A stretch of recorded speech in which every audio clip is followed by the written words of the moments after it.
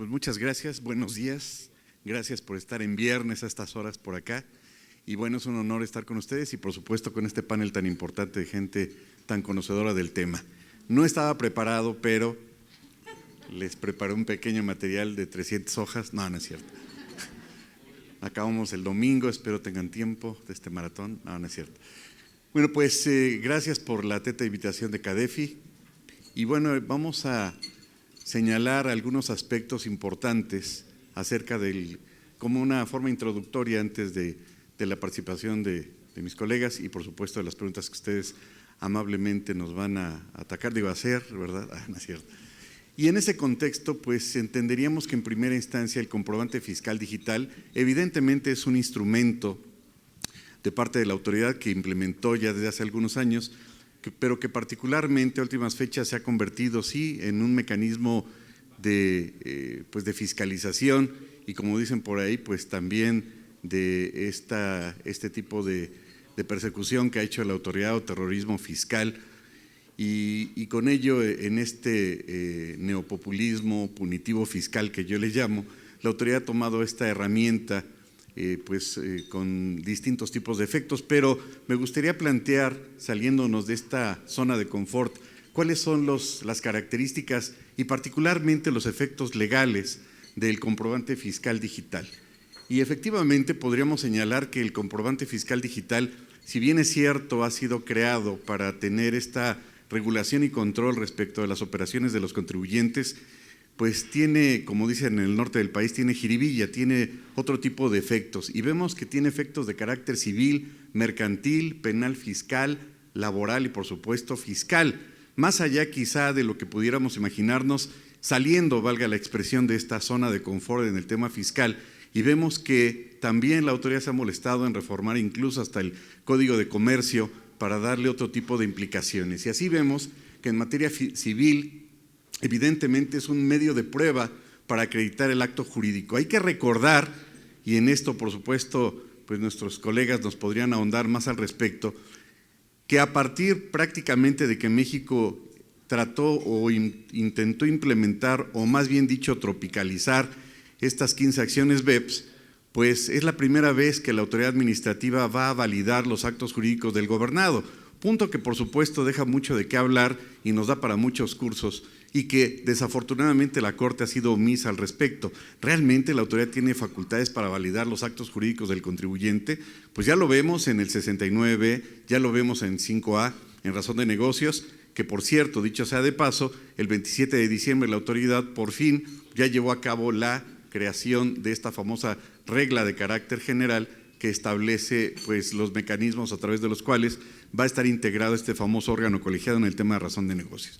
Y así vemos que en materia civil el CFDI, comprobante fiscal digital, pues se constituye como un medio de prueba para acreditar la existencia del acto jurídico y hay que recordar que el artículo 210A de este mismo ordenamiento del Código Federal de Procedimientos Civiles establece que todos aquellos medios de prueba que estén contenidos en medios electrónicos tienen validez. Entonces, al estar contenido en un medio electrónico, evidentemente es un medio de prueba y hay que recordar que el artículo 203 de este mismo ordenamiento, Código Federal de Procedimientos Civiles, establece y previene que tiene pleno valor probatorio. Ojo, no queda a discusión de parte de la autoridad.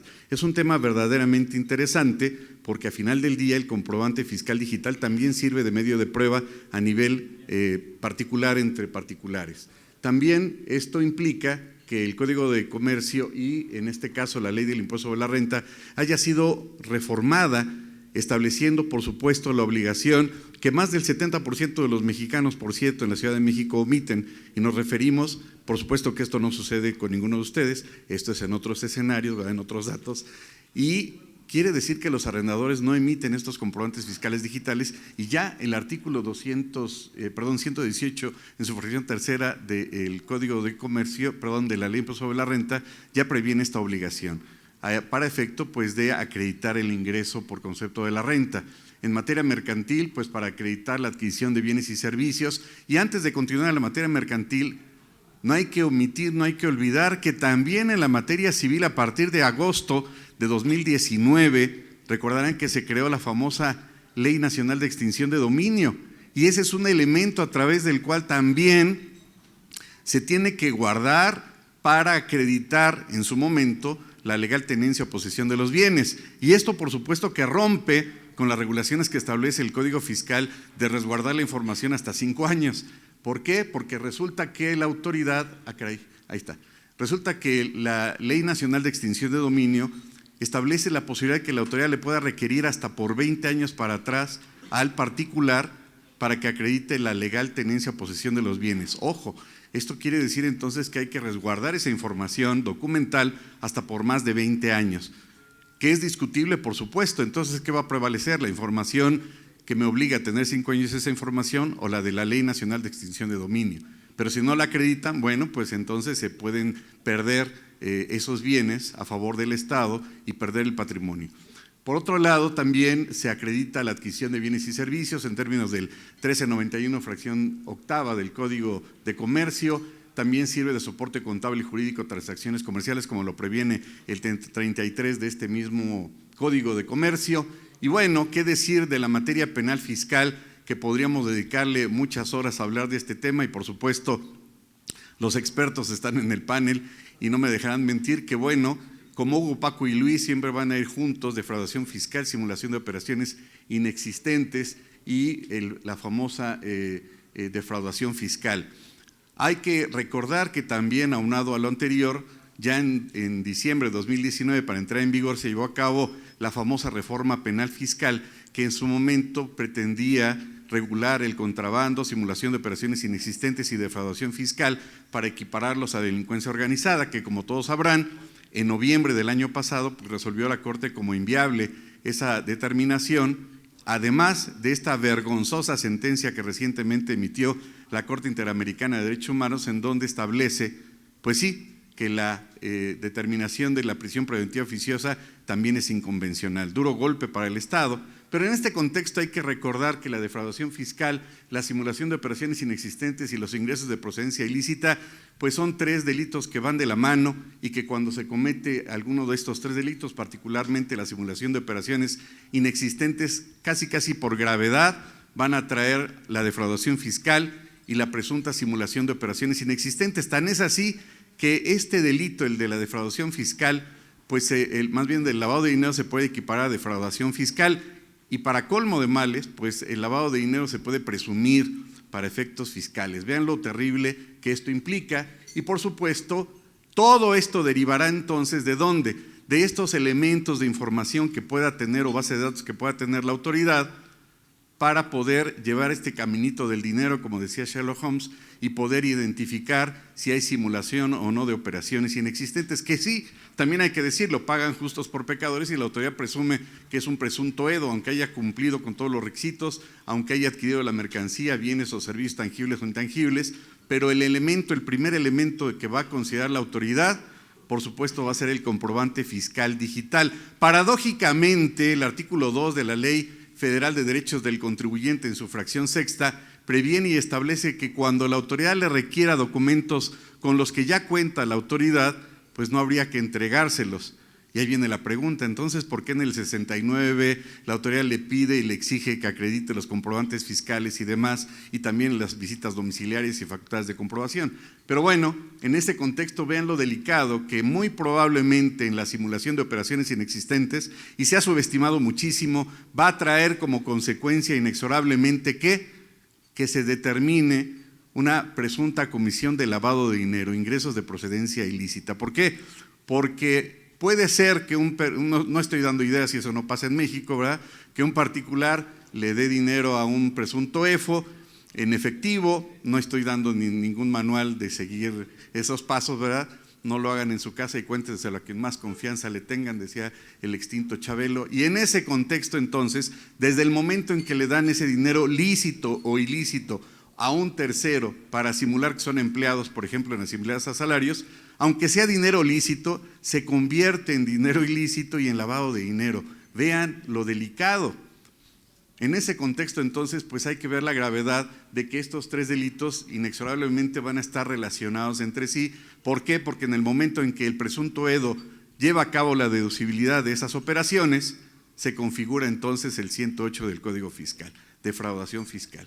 Así en ese orden de ideas, pues ahí está Hugo, Paco y Luis, y ahí los tenemos enfrente. Y en ese contexto, bueno, pues se dará el tipo penal del 108, defraudación fiscal, 69B y 113 bis, que dicho sea de paso, pues a partir de 2020 se conforma este nuevo artículo que es muchísimo más amplio y pues establece distintos tipos penales, ya incluso regulando a aquellos funcionarios públicos que también utilicen estos comprobantes fiscales por parte del Estado, que dicho sea de paso también, hay que recordar que en la exposición de motivos habla de la reforma del 69, pues que tan solo el 70% de las operaciones dependían del Estado, nada más, para que vean que desafortunadamente también el Estado tiene que ver un poquito en esto. Y finalmente el 400 bis del Código Penal Federal. Y en materia laboral, por supuesto que es un instrumento y un medio de prueba para acreditar la relación laboral, nada más ni nada menos. Y finalmente, bueno, pues el aspecto fiscal, pues implica nada más ni nada menos con la obligación de cumplir con toda esta serie de requisitos. Tan es así que recordaríamos que en 2020 se crea este famosísimo artículo 17H bis, que previene alrededor de más de 330 causales. Hemos tenido la ociosidad intelectual de desmenuzar cada una de ellas en todas las hipótesis y no ha sido una labor sencilla para poder llegar al fondo y entender que la autoridad ha establecido supuestos amplísimos. ¿Para qué? Para restringir en donde más le va a doler al contribuyente, sí, en la emisión de estos comprobantes, y con ello ya no poder operar, ya no poder tener ingresos y no poder operar. Y en forma absurda, y perdón que me siga de largo en este punto, no ha habido una sola voz, tanto de la casi extinta Procuraduría de la Defensa del Contribuyente, que hay que llevar a cabo sus exequias próximamente, ya se va a extinguir, ya le traían ganas y ya se les hizo. Y por otro lado, tampoco de la Comisión Nacional de Derechos Humanos no han levantado la voz ni han dicho nada en absoluto de aquella persona que se encuentre, entre comillas, a perpetuidad en 69B. Nadie ha señalado nada, no debía existir algún tema de caducidad. Si un particular quedó en 69B en forma definitiva y se quiere regularizar, no existe en nuestro sistema jurídico mexicano la posibilidad de que se pueda regularizar, y ya que se queda a perpetuidad, por eso genera la posibilidad de la reforma del 69B más reciente, de 2020, si no me equivoco, en donde se establece pues que también es una causal para iniciar el procedimiento del 69B cuando un particular le pida a otro que facture en su lugar y él lleva a cabo la operación. Pues es obvio, porque si el particular tiene que vivir de algo, tiene que llevar a cabo sus operaciones de alguna manera, ¿no? No los estoy justificando. Y el otro escenario es cuando los activos personal o infraestructura se los preste para que éste lleve a cabo el trabajo y el tercero sea el que facture, que finalmente son dos causales nuevas. Y finalmente entonces el tema fiscal, que con ello la autoridad va a tener este procedimiento a seguir, este caminito de los comprobantes fiscales digitales, entendiendo finalmente y desafortunadamente que sí, podríamos entenderla como la reforma del espantapájaros, de la reforma penal fiscal, de que se les asustó a los delincuentes de que podría ser esto equiparable a delincuencia organizada, etcétera, pero al final del día pues no ha dado los resultados que hubiésemos esperado. Me encantaría saber cuántos funcionarios públicos están en un procedimiento penal o una carpeta de investigación, y no quisiera saber, además de que el Instituto de Acceso a la Información creo que también está detenido ahorita. Y bueno, vean entonces que desafortunadamente los esfuerzos que ha hecho la autoridad han sido insuficientes, además pues de que nos queda claro que los famosos EFOS pues son los que menos van a estar en la cárcel, estarán en Hawái o las Islas Bahamas por allá, porque lo que utilizan son testaferros. Y así vemos entonces que el panorama del comprobante fiscal digital como una herramienta para la autoridad y para el contribuyente, para la autoridad utilizando la tecnología, bueno, pues ha sido un hitazo. Y eso de que los países fifís y que no hay que hacerles caso, pues quien fija las directrices a final del día es la OCDE. Y efectivamente, la OCDE está conformada, entre otros, por el G20, sí, los países fifís, aquellos que tanto odian. Por tanto, quien fija las directrices y política económica en este país es un organismo supranacional, no un color de un partido político. Pero bueno, y en eso, bueno, pues aquí veríamos ya las obligaciones del IVA, del ICR, pero grosso modo ese es el punto. Y nada más para rematar, señalaríamos que dentro de esas 330 causales aproximadamente, pues existe de todo tipo y color causales, como el hecho de retrasar un mes la entrega de las declaraciones, como el hecho de no entregar la información a tiempo, como el hecho de que el contribuyente no entregue la información a la autoridad, sea dentro o fuera del ejercicio de las facultades de comprobación, y con ello amedrentar de alguna manera al contribuyente que si no se cumple con ciertas obligaciones, pues le van a pegar en ese aspecto tan fuerte. Además de que, de entre otras tantas causales, si está ilocalizable, pues también le van a restringir sellos digitales. Y bueno, no todo está perdido, hay elementos de defensa, por supuesto, y con ello vemos la importancia y trascendencia que este comprobante fiscal digital, y como lo comentábamos en la sesión anterior, hasta qué punto o qué necesidad existía de reformar este comprobante fiscal y crear la versión 4.0. ¿Realmente existía esa necesidad imperiosa de modificarlo, o más bien fue un pretexto de la autoridad para sancionar a aquellos incumplidos o aquellos que no estén al día, y con ello pues tener mayor recaudación, como si parte de la recaudación fuera el imponer las multas? Pero bueno, esto sería grosso modo un adelanto, una introducción muy breve, y bueno, ya este material por supuesto que se los harán llegar. Gracias, maestro. Muchas gracias, Doc. Muy bien, pues ahora sí, damos ya un pequeño espacio para que, no sé, mi querido José Antonio, si quieres exponer, si quieres plantear algún punto sobre este tema, y por favor, las preguntas que nos vayan a formular van a venir del lado izquierdo hacia el lado derecho. ¿Ok? ¿Les parece bien? El ponente, digamos que el menú va a ser el siguiente. El ponente va a tener la oportunidad de comentar sobre los temas en unos 10 minutos. Viene la sesión de preguntas y respuestas sobre ese tema a ese ponente, o si ustedes quieren dirigirla a alguno de los panelistas.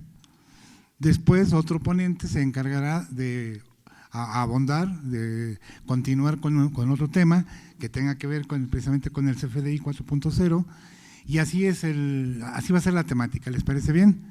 Y por favor, pues sus preguntas, formúlenlas para que las podamos contestar en su momento, y a quien quieran ustedes formulársela. Yo, José Antonio, te paso el micrófono. Con mucho gusto. Buenos días a todos. Así que agárrense, ¿verdad? Bueno, pues yo me siento honrado de estar con este panel de especialistas en materia fiscal, en materia jurídica, y bueno, pues yo, un simple servidor, contador público, de los que no estudian, pues aquí voy a exacto, de los que no estudiamos, pero bueno, pues yo nada más les voy a compartir algunas ideas. Vean, de entrada, en materia de CFDI, no hay que perder de vista el día de hoy de que hoy todo va relacionado, una cosa con otra. Y lo digo porque estamos en época de declaración anual, personas morales y personas físicas, que fue un boom la anual de personas morales, y espero que ya la hayan presentado. Y yo menciono esto porque un tema especial en materia de anuales con CFDI, ya lo decía el maestro López Villa, de que hoy, si no presentamos la declaración anual en tiempo y forma, la autoridad a partir del mes que sigue me puede cancelar o inhabilitar el certificado de sello digital, y desde luego eso ¿qué implica? Pues me ata de manos y ya no puedo timbrar, ¿de acuerdo? Ahora, por otro lado, aun y cuando ya sabemos de manera general los requisitos del CFDI, lamentablemente nadie lo está cumpliendo. Y digo lamentablemente, y creo que un ejemplo sensato es el siguiente. Vean, hoy por hoy nos ocupamos, por ejemplo, por decir, oye, ¿cumplo con la forma de pago? Sí, el método de pago sí, lo que es que si el régimen fiscal, que si el código postal, que si el uso del CFDI, que es un temazazo, pero estamos descuidando la descripción del CFDI. ¿De acuerdo? Que por cierto, reforma del 2022 me dice que la autoridad, si viendo la descripción del CFDI que ustedes ponen y ponen un concepto que no va relacionado con el ingreso preponderante, ese artículo 29 letra A, ¿de acuerdo? Me dice que la autoridad está facultada para incrementar las obligaciones fiscales a cargo de los contribuyentes. Y bien, para muestra un botón, hay una empresa que hoy estamos asesorando en donde checo porque eso es lo que tenemos que hacer. Checo que si bien es cierto la actividad preponderante, checo el objeto social, checo la descripción del CFDI, checo un dato que se desprende en materia laboral del día 23 de abril del 2021, ustedes recordarán que vino la reforma en materia laboral, donde están quitando de manera puntual la famosa outsourcing y nace la subcontratación de servicios especializados.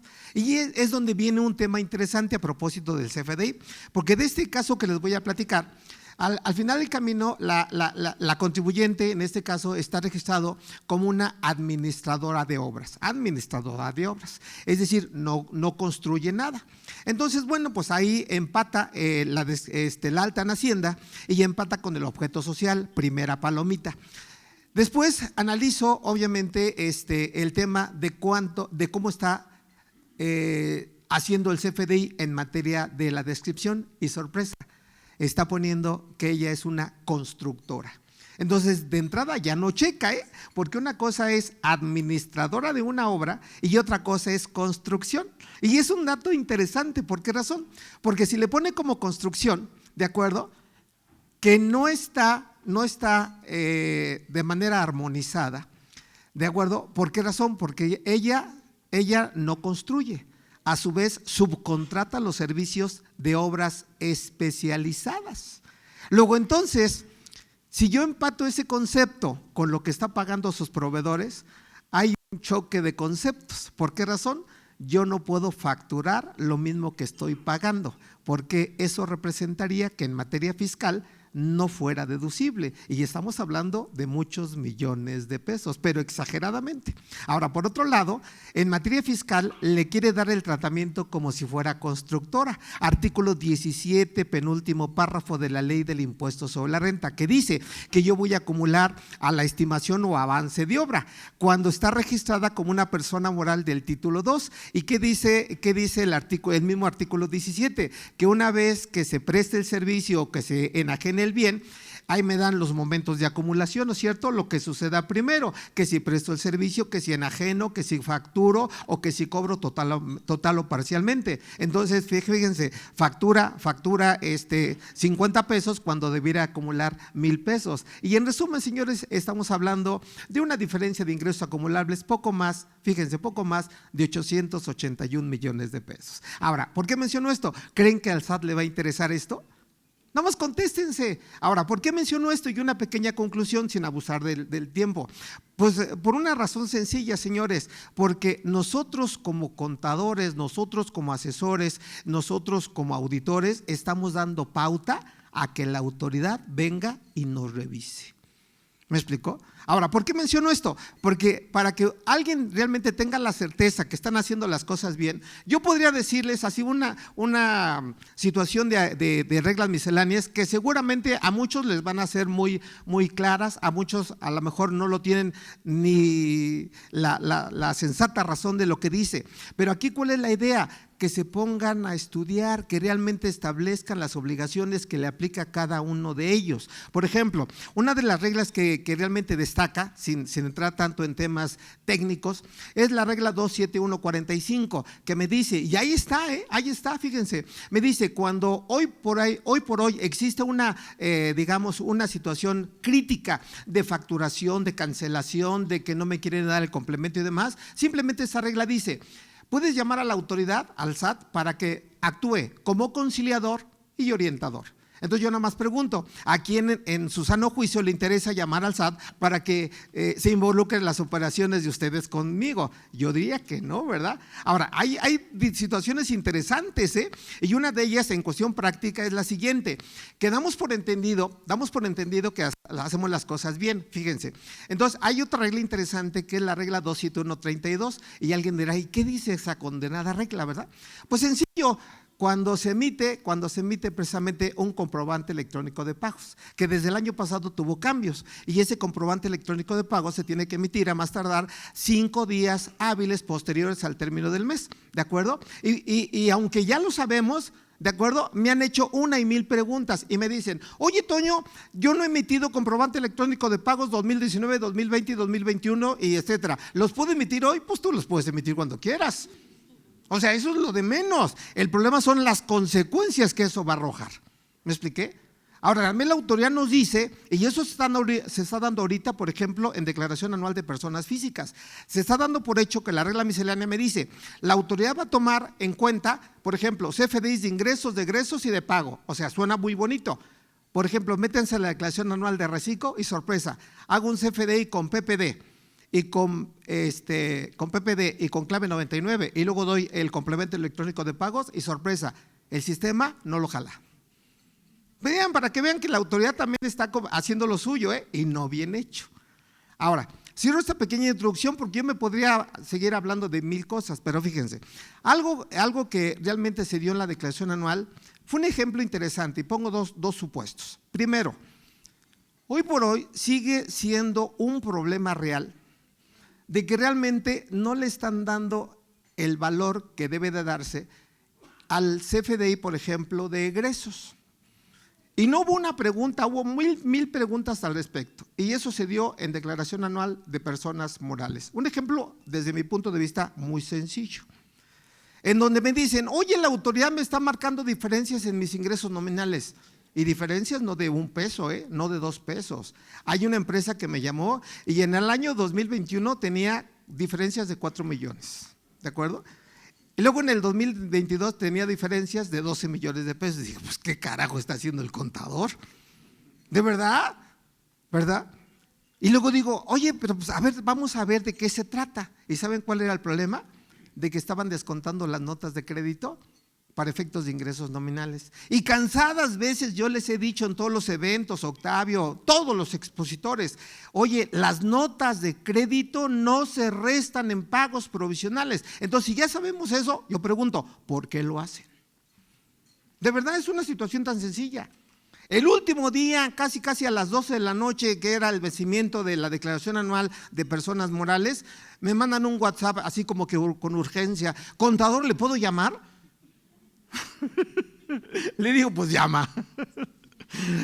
Dice, ¿ya se imagina para qué le llamo? Le digo, pues sí, para la pinche declaración anual.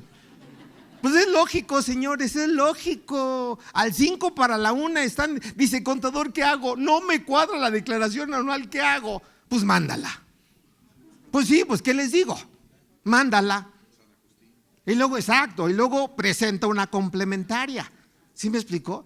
O sea, ¿a qué voy con esto? Si realmente queremos tener la certeza de que todo es correcto, pues hay que hacer la información que sea armónica, que cheque la balanza, los estados financieros, las declaraciones informativas, el CFDI, ¿de acuerdo? Y eso suena muy lógico. Ahora, no lo dice José Antonio, lo dice el propio Código Fiscal de la Federación, artículo 17H bis del Código. De lo contrario, pueden tener la contingencia de que les van a cancelar el CFDI, ¿de acuerdo?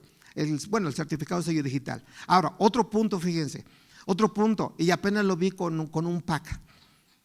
Aparentemente, y ahorita Ricardo es el especialista, aparentemente sabemos el procedimiento de la cancelación.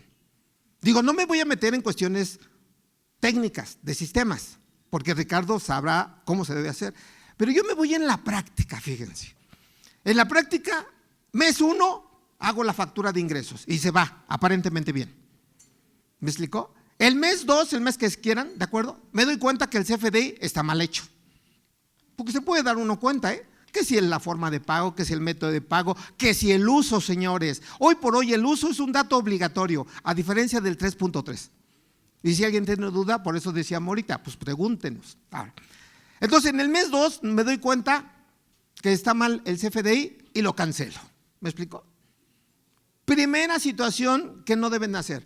La gente dice que al cancelarlo hago una nota de crédito por el 100% de la factura. 1000 veces le he dicho, no. Y lo siguen haciendo. Es más, hoy está llegando una revisión profunda a una contadora que le acabo de mandar un WhatsApp que donde no debe hacer eso. ¿Y saben cómo está contestando? Cuando la autoridad me dice, tienes diferencias de tanto y tanto y tanto y tanto y tanto. ¿Y qué le dice la contadora? Es que esa diferencia es una nota de crédito. Carajo, lejos de que te ayudas, estás poniendo la soga al cuello. O sea, es serio. Ahora, pero bueno, ese no es el problema.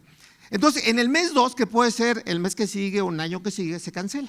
¿Me explicó? No pierdan de vista el momento de acumulación. No pierde de vista el artículo 17 de la ley de renta. Ahora, ¿por qué menciono esto? Porque